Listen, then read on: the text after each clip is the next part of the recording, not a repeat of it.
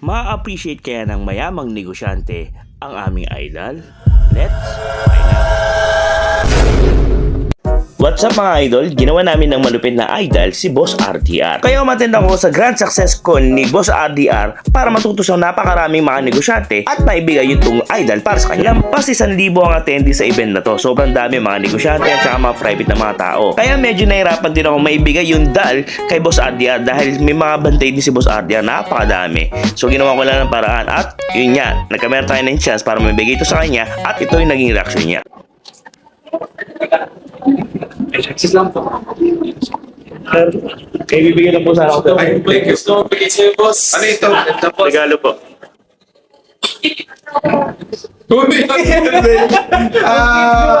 Sino kumuha? Kami po, ako po. Ka naman? Ako po. Ako po yung nagdodrawing. Dito, ko to sa office. Ayun o. Guys, o yan.